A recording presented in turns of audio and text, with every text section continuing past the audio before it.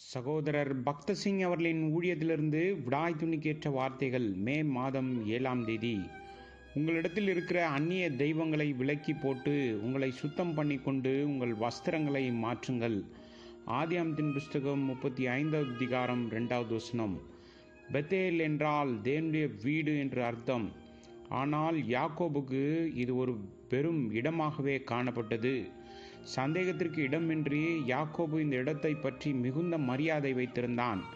ஏனென்றால் அவன் வீட்டை விட்டு தனது சகோதரனாகிய ஏசாவுக்கு பயந்து தப்பி ஓடும்போது தேவன் அவனுக்கு அங்கே தரிசனமானார். பெத்தேலில் அவன் வானம் திறக்கப்பட்டதை கண்டான். தேவன் அவனுடன் பேசினார். ஆனால் இந்த நேரத்தில் யாக்கோபு தேவனுடைய வீட்டின் உண்மையான அர்த்தத்தை ஒருபோதும் புரிந்து கொள்ளவில்லை. மேலும் அவனுக்கு பெத்தேல் ஒரு உணர்ச்சி பூர்வமான இடமாக மட்டுமே இருந்தது. இன்றும் பலர் தேவனுடைய வீட்டை இவ்வாறே கருதுகின்றார்கள். மேலும் அவர்கள் தேவனோடு இருப்பதை விட அந்த இடத்தையே மிகவும் அதிகமாக நேசிக்கிறார்கள். தேவனுடைய வீடு என்றால் என்னவென்று அவர்களுக்கு தெரியவில்லை. அவர்கள் கிறிஸ்துவின் பெயரில் நல்ல கட்டிடங்களை கட்டியிருக்கலாம். அவர்கள் கிறிஸ்துவ ஆராதனையில் தவறாமல் பங்கேற்கலாம். இருப்பினும் இன்னும் தேவனுடைய வீட்டின் ஆசீர்வாதங்களை அவர்கள் முழுமையாக அனுபவிக்காமல் இருக்கலாம். யாக்கோபை போல அவர்கள் பெத்தேலுக்கு திரும்பி வர வேண்டும். அப்பொழுதுதான் தேவன் அவர்களோடு கூட பேசுவார். அவருடைய திட்டங்களையும் நோக்கங்களையும் அவர்களுக்கு வெளிப்படுத்தி காண்பிப்பார். யாக்கோபு பெத்தேலுக்கு வருவதற்கு முன்பாக அவன் தன் இருதயத்தை ஆராய்ந்து தன் குடும்பத்தை எல்லாம் சீர்படுத்த தொடங்கினான். ஆதியாகமத்தின் புஸ்தகம் 35வது அதிகாரம் 2வது வசனம்.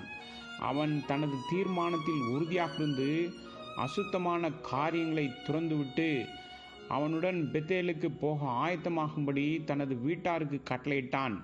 அவன் தனது வீட்டாரை தங்கள் வஸ்திரங்களை மாற்றும்படி கட்டளையிட்டான். வேதத்தில் வஸ்திரம் என்பது பழக்க வழக்கங்களை குறிக்கிறது. ஒருவர் அணியும் ஆடைகள் மற்றும் அவற்றின் நிறம், மேலும் ஒருவர் அவற்றை எத்தனை முறை மாற்றுகிறார் என்பதன் மூலம் ஒருவரின் குணாதிசயம் அடிக்கடி வெளிப்படும். நல்ல விசுவாசிகள் கூட உலக உடைகள் மற்றும் உலக வாழ்க்கை முறையின் கவர்ச்சியால் ஈர்க்கப்பட்டு ஏமாற்றப்படுவதை பார்ப்பது மிகவும் வருத்தமாக இருக்கிறது. படிப்படியாக அவர்கள் தங்கள் மனதிலும் வாழ்க்கையிலும் இருளை கொண்டு வரும் பழக்க வழக்கங்களையும் குழுக்களையும் உருவாக்குகிறார்கள். யாக்கோபு தன் வீட்டாரை சுத்திகரித்தது போல நாமும் உலக பழக்க வழக்கங்களையும் நட்பையும் விலக்கி வைத்துவிட்டு நம்முடைய உரையாடலில் கூட பரிசுத்தமாக இருக்க வேண்டும். சீக்கேமில் உள்ள ஒரு கர்வாலி மரத்தின் அடியில் யாக்கோபு அந்நிய தெய்வங்களையும் மற்ற அசுத்தமான பொருட்களையும் புதைத்ததாக நமக்கு சொல்லப்படுகிறது. அதுபோலவே நமது பழைய பழக்க வழக்கங்கள் மற்றும் வழிகள் அனைத்தும் கிறிஸ்துவின் மரணம் மற்றும் அடக்கம் ஆகியவற்றில் நாம் கிறிஸ்துவுடன் இணைவதன் மூலம் புதைக்கப்பட வேண்டும். யாக்கோபு புண்படுத்தும் மற்றும் அசுத்தமான பொருட்களை கர்வாலி மரத்தின் கீழ் புதைத்த பிறகுதான் பெத்தேலுக்கு திரும்ப முடிந்தது. தேவன் அவனது பெயரை யாக்கோபிலிருந்து இஸ்ரவேல் என்று மாற்றியதற்கும் ஏன் பெத்தேலுக்கு போகும்படி தேவன் அவனை கேட்டுக்கொண்டார் என்றும் அன்றுதான் அவன் முழுமையாக புரிந்து கொள்ள ஆரம்பித்தான். முந்தைய சந்தர்ப்பத்தில் தேவன் அவனிடம் தெளிவான வார்த்தைகளில் பேசினார்.